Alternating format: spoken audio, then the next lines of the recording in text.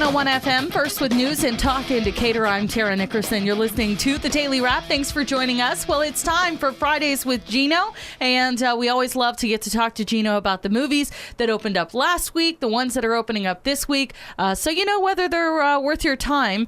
And thanks for coming in. I appreciate it. Thank you, Tara. Well, let's talk first about what opened up last week. Of course, the big talk, of course, was about the Catching Fire. I think that's what the title is, right? Oh, yeah. Hunger Games, Catching Fire, Chapter 2 or Book 2 or whatever you want to call it of the Hunger Games trilogy. Yeah, and so did it live up to the hype? You know, I like to say that it was better than the first. There was definitely a lot of things that I liked. They focused more on the political side of the world, and it wasn't just a total action film. And a lot of people said that made it kind of boring, but I disagree with that. I thought that it actually helped explain it, helped you understand what they were going against. It helped you understand the indifference or the evilness of the Capitol and its people. And I really like that. It did still suffer from some of the same problems that the first one had. The big one being the love triangle, because Liam Hemsworth and Josh Hutcherson are not very good actors, and I don't buy them in the roles, and I don't buy the love stories. Maybe if there were better actors in the role, I might buy it a little more, but the story in the movies just kind of force it a little too much. Yeah. And even though they say that Katniss, the main character played by Jennifer Lawrence, says, I can't think about this stuff right now, they still kind of force that story in there. Yeah. And did it hurt it too much? Not really, because this one definitely was a step up. And because thankfully for other character development, Woody Harrelson is still the best part of this whole series. He plays Hamish, the former winner of the Hunger Games and the trainer to Katniss and Peeta. But you also get great performances from Donald Sutherland as President Snow. You get to see really how evil he is in this.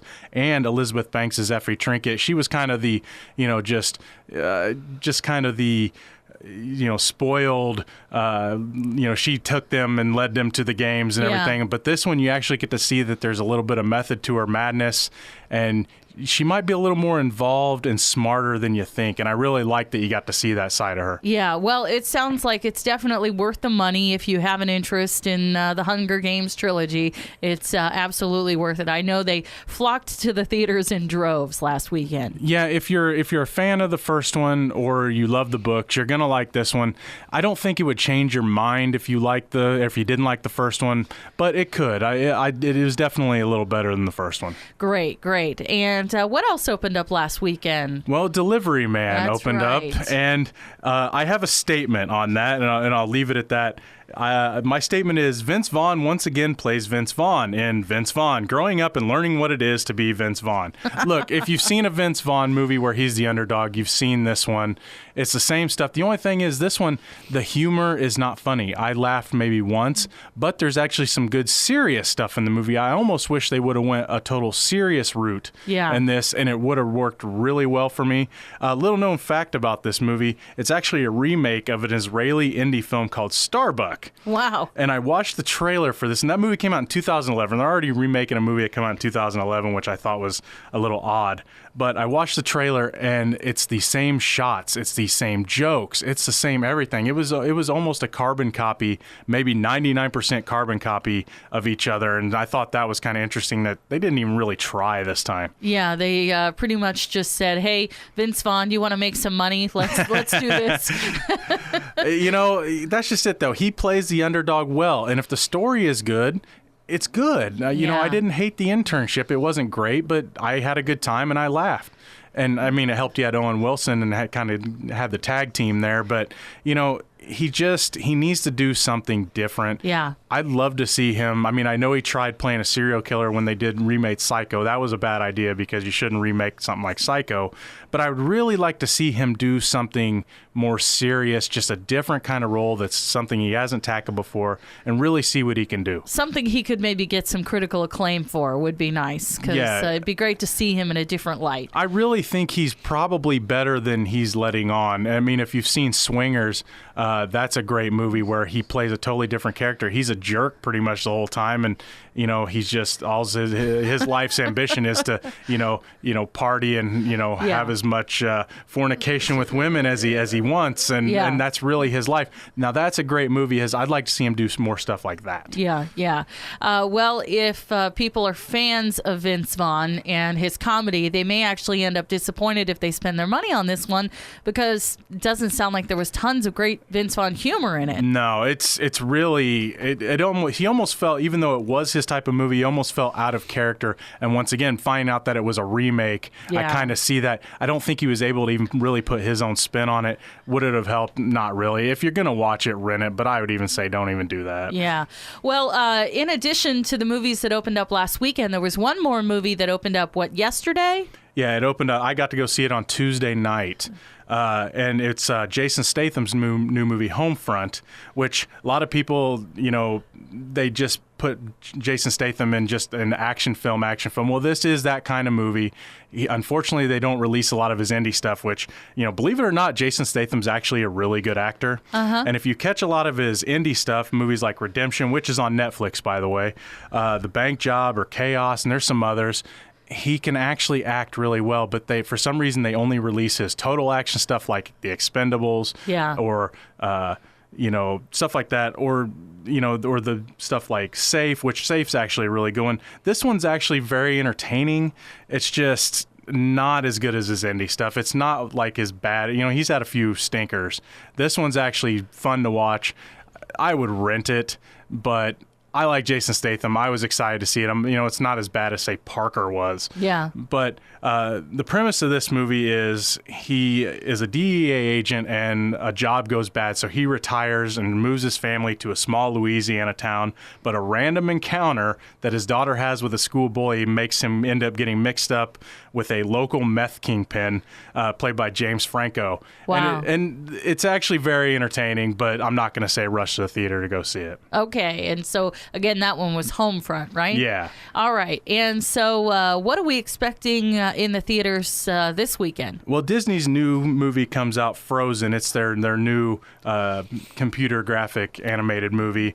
And it's about a girl who has to go on a mission to stop her. It's like a fantasy film. Yeah. She has to go and stop her sister who has cast an eternal winter spell on the land.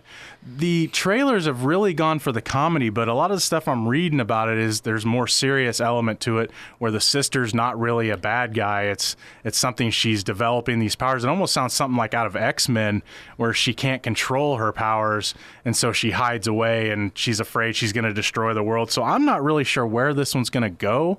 I really hope it's fun, because Disney, they do have a way of making movies fun, even if you've never even heard of these characters. They have a good way of creating new characters.